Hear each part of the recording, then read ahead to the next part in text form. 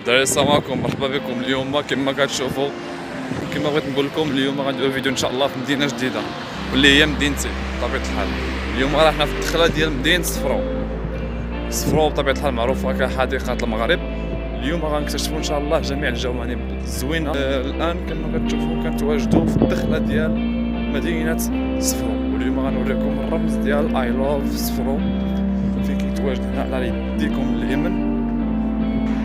هانتوما خوتي المفاجأة هي هادي، كما كتشوفوا في الدخلة ديال مدينة صفرو اللي جا صفرو غادي يلقى هاد السمية ديال صفرو هنا في الدخلة ديالها. إذن الطبيعة تبارك الله اللي متواجدة هنايا في المدينة أولا في الدخلة ديال مدينة صفرو كتخليك أولا كتشجعك أنك تزيد تستمر تقلب وتكتشف بزاف ديال المناطق اللي غيكونوا إن شاء الله زوينين في صفرو.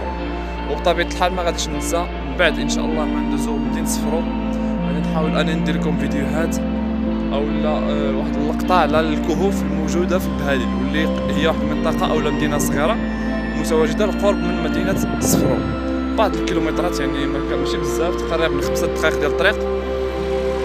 ولا كندوزو يعني لو بغينا نمشيو للبهاليل كنطلعو في هاد الطلعه، بغينا نمشيو لفاس كنهبطو في هاد الهبطه. يعني فاس قريبه بشويه لصفرو على بعد تقريبا من 31 كيلومتر، وغنكتشفوا ان شاء الله بزاف ديال الحوايج. كما كتشوفوا الشجرات زوينين عجبوني انا، ديروا هاد الديكور هذيك كتكون شجره بشجره واني من الفوق كيلصقوهم كتجي هاد الديكور هذا زوين. اذا كما كتشوفوا